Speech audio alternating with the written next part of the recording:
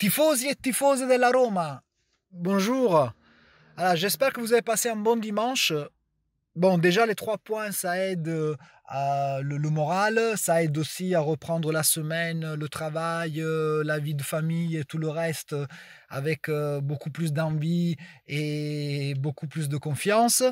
Et moi, du moins, c'est l'effet que la Roma me fait à chaque victoire. Le lendemain, je me sens beaucoup plus agréable, beaucoup plus ouvert et le monde me paraît meilleur. Donc voilà, ça c'est en fait le pouvoir de la Roma sur mon propre esprit. Donc, je ne sais pas si vous êtes comme moi, mais bon, si vous êtes comme moi, vous êtes content le lendemain des victoires de la Roma. Bon, une victoire, on ne va pas y passer trop longtemps sur cette victoire. 3 points, c'était l'essentiel. On avait des joueurs absents importants. On avait certains qui étaient fatigués, même Fonseca l'a souligné, parce que c'est des joueurs qui ont joué presque là tous les 3 jours. Et donc, du coup, c'était un match que je craignais beaucoup. Et jusqu'à la dernière seconde, en fait, j'ai craint l'égalisation de Genoa. Parce que vous savez, en 0, même si vous gérez, on n'est jamais à l'abri d'un coup du mauvais sort. Ou bien, voilà, quelque chose tout à fait aléatoire qui change, en fait, la dynamique du match. Et donc, du coup, quand l'arbitre a sifflé la fin, j'étais vraiment très soulagé. 3 points hyper importants parce que ça, surtout pour la confiance. Parce qu'en fait, parfois, les victoires, ça aide à être un peu plus en confiance, à mieux s'entraîner, à mieux positiver avant les prochains défis.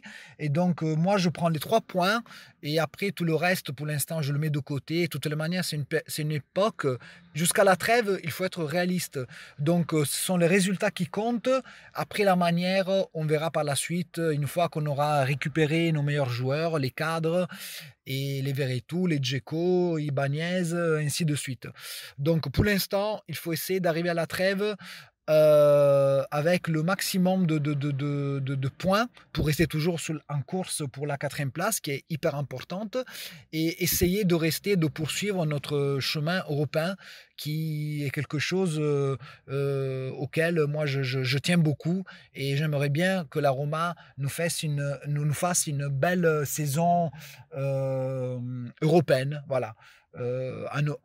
Parce que mis à part le parcours en Ligue des Champions d'il y a 3 ans, en fait, en Europe, moi, j'ai pas la souvenance de parcours européen inoubliable. Donc, j'aimerais bien que ce soit cette année. Mais bon, chaque tiers, c'est quand même un défi rude, important et pas facile à franchir.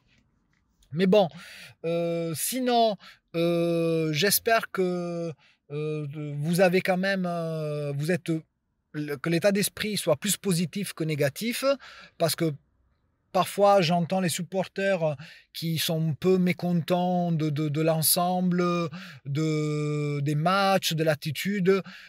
Moi, là, pour l'instant, les 2 victoires contre Fiorentina et Genoa, certes, 2 victoires difficiles, mais 2 victoires qui n'étaient pas évidentes au début, surtout après la défaite contre Milan. On aurait pu s'attendre même à un scénario catastrophe, comme ça se produisait très souvent par le passé. Donc là, je vois que la Roma arrive à rebondir après chaque défaite, arrive en fait à se refaire presque une santé et c'est pas plus mal. Donc 6 points après une défaite, donc dans les 2 matchs qui suivent, c'est parfait. Et pour l'instant, moi je vous le dis, c'est pas la manière qui m'intéresse, c'est le résultat. Donc je suis confiant. Donc je le souligne, je le répète, et j'attends avec envie le prochain match de jeudi soir. Et ce sera un beau match européen et un autre défi de notre Roma. Bon, espérons que ce mois de mars nous réserve d'autres moments tranquilles et heureux, comme ceux qu'on vient de vivre contre Fiorentina et Genoa. Bon, forza Roma e ci sentiamo presto e dai, coraggio e andiamo avanti.